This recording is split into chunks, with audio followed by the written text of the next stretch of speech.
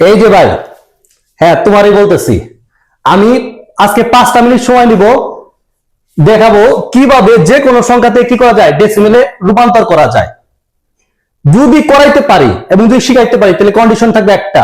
কি কন্ডিশন? সবার বলতে হবে আইসিটি সমান সমান কি পানি, কারণ তোমার নানি হলো কি আমার নানি। চলো শুরু করা যাক। এখানে বি দ্বারা আমরা কি বাইনারি বুঝাবো, ও দ্বারা আমরা কি অক্টাল বুঝাবো, এইচ দ্বারা কি বোঝাবো, হেক্সা বুঝাবো। এই যে কোনো সংখ্যা পদ্ধতিকে আমরা যদি কি করতে চাই, ডেসিমেলে কনভার্ট করতে চাই, তাহলে দেখো সূত্রটা কি। তাহলে কি রূপান্তরের সূত্র হলো তোমার কি 12টা। এই 12টা সূত্রকে ইজিলি কি করা যায়, 5টা সূত্রে কনভার্ট করা যায়। তো চল সূত্র নাম্বার 1, হোয়াইট বোর্ডের দিকে একটু দেখ।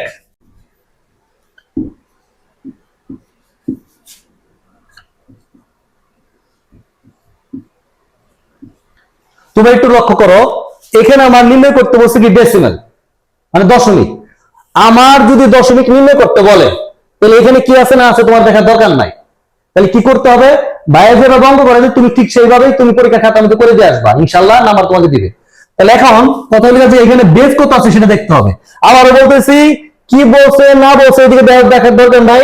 যদি ডেসিমেল নির্ণয় করতে বলে, যদি কি বলে, যদি ডেসিমেল নির্ণয় করতে বলে, এখানে যে বেস থাকবে সেই বেস দিয়ে কি করবা, প্রত্যেকটা সংখ্যারে কি করবা, গুণ করবা। তাহলে 5 ইন্টু কত 8। এখন বলতে পারো ভাই এখানে তো পয়েন্ট আছে, তোমার পয়েন্ট কিছু দেওয়ার দরকার নাই। তুমি আবার 7 গুণ কত 8, 0 গুণ কত 8। এখন কথা হচ্ছে যে এটা হলো তোমার পয়েন্টের আগেরটা, বলা তোমার কি পূর্ণ সংখ্যা। পূর্ণ সংখ্যার ক্ষেত্রে তুমি ইউজ করবে কত, এখানে 0 আর এখানে ইউজ করবে কত 1। আচ্ছা আর একটু সহজভাবে বোঝানোর জন্য এই পূর্ণ সংখ্যাটা আমি ব্র্যাকেট দিয়ে বুঝাই দিলাম, পয়েন্টের আগেরটা। আর পয়েন্টের পরটা যেটা আছে সেটা তোমার কি ভগ্নাংশ সংখ্যা। তাহলে পূর্ণ সংখ্যার ক্ষেত্রে কি ইউজ করবা, 0 1, আর সংখ্যা থাকে তাহলে কত 2, আর সংখ্যা থাকলে কত 3। আর পয়েন্টের পরে ইউজ করবা কত, -1 মাইনাস কত 2। এখন কথা হইছে যে আমি এই যে 0 1 2 দিয়ে এটা কোথা কিসের উপর দিব, এটা যদি বললো এখানে যে বেস থাকে সেই বেসের উপর দিব। এখানে যদি আমি 2 থাকতো তাহলে 2 এর উপর দিতাম, এখানে যদি 0 থাকতো 0 এর উপর দিতাম, এখানে যদি 5 থাকতো তাহলে 5 এর উপর দিতাম। মেন কথা হলো তোমার যে কোনো ভাবে যদি বলে ডেসিমেল নির্ণয় করো, এখানে যে বেস থাকবে সেই বেস দ্বারা কি করো, সবগুলো সংখ্যা গুণ করবা। তাহলে চলো একটু ক্যালকুলেটর ইজিলি বের করে দেই। এটা কিন্তু মুখে মুখে করা যায়, তবুও আমি প্রথম অবস্থায় যারা পারবে না তাদের জন্য কি ক্যালকুলেটর ইউজ করতেছি। তাহলে কি ইউজ করব, 7 ইন্টু কত 8 পাওয়ার কত 1। তাহলে এটা গুণ করলে কত হয়, 56। এখন একটা কথা, যে কোন কিছুর উপরে যদি পাওয়ার শূন্য থাকে তার মান কিন্তু 1।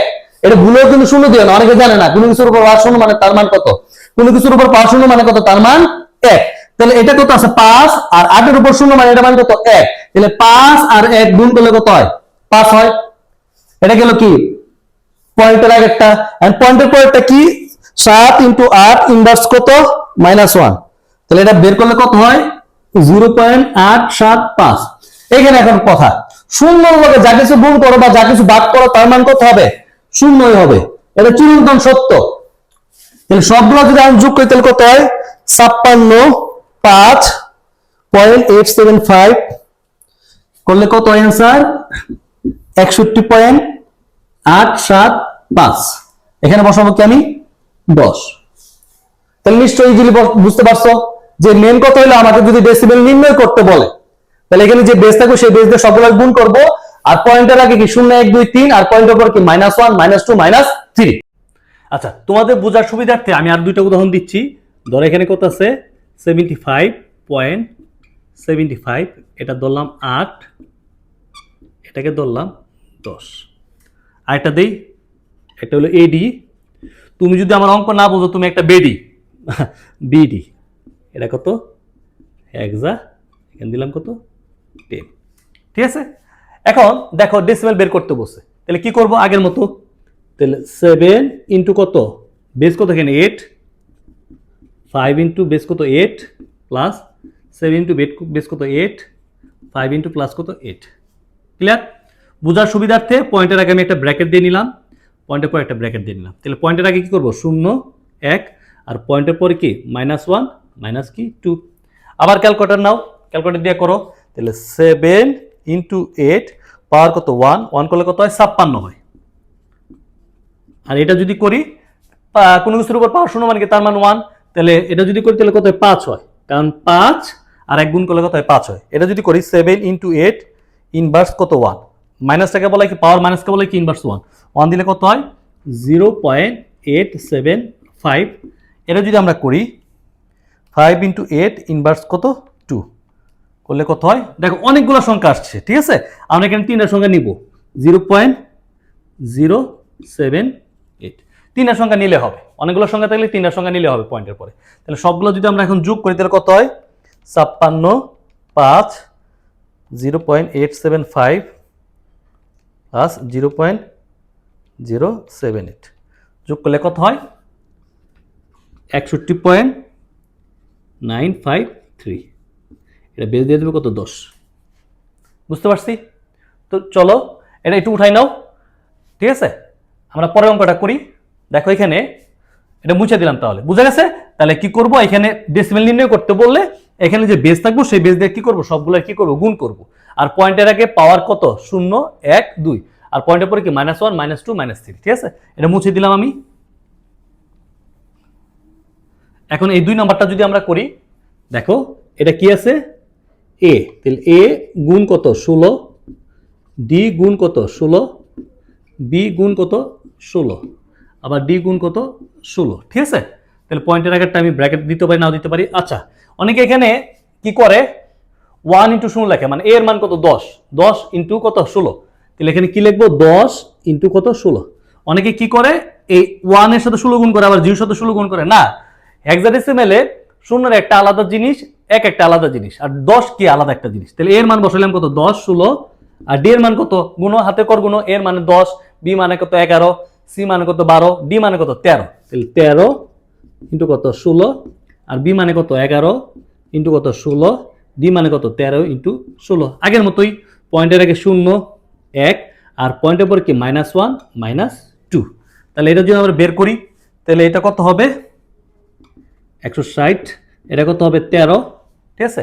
এটা মাইনাসেরটা আমরা যদি বের করি 11 ইন্টু কত 16 ইনভার্স কত 1, 1 দিলে কত হয় 0.687, 3 গল লিখলাম।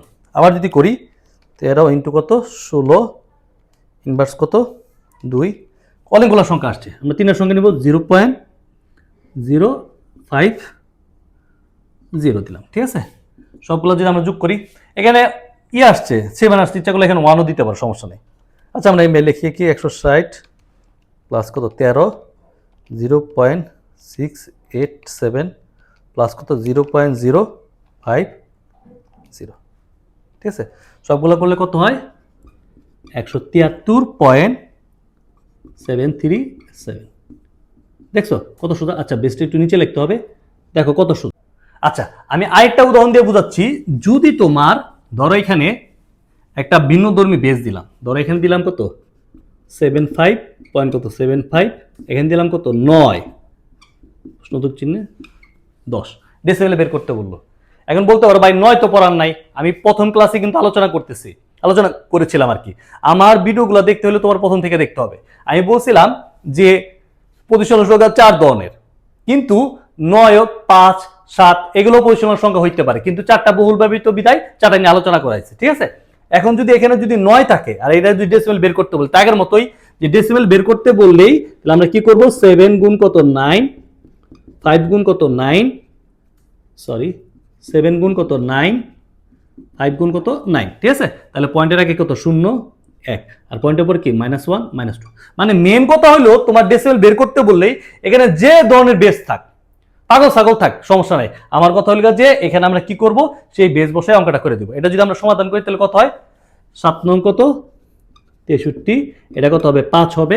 এটা যদি আমরা বের করি 7 ইন্টু 9 ইনভার্স কত 1, ইনভার্স 1 দিলে কত হয়, অনেকগুলো 7 আসছে, তাহলে আমরা তিনটা সংখ্যা নিব 7, 7, 7। এটা যদি করি 5 গুণ কত 9 ইনভার্স কত 2, এটা অনেকগুলো সংখ্যা আসছে 0.061, আচ্ছা 61। এখন সবগুলো যদি আমরা যোগ করি 63 যোগ 5 0.777 প্লাস 0.061, সবগুলো যোগ করলে কত আসে দেখো 68.838।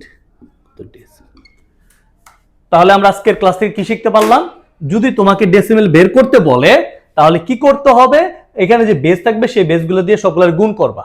পয়েন্টের আগে 0 1 2 3 পাওয়ার দিতে হবে, আর পয়েন্টের পরে কি -1 -2 -3 যে ধরনের বেস থাকে। ধন্যবাদ সবাইকে, আমন্ত্রণ রইল পরবর্তী ক্লাসে। আর আমাদের ভিডিওগুলো ধারাবাহিকভাবে পেতে হলে তোমাকে ইউটিউব চ্যানেলের সাথে যুক্ত থাকতে হবে। ইউটিউব চ্যানেলের লিঙ্কটা আমার কমেন্ট বক্সে দেওয়া থাকবে। আর তোমরা যত পারো এটা তোমরা শেয়ার করো, যাতে অন্যদের উপকার হয় আর কি।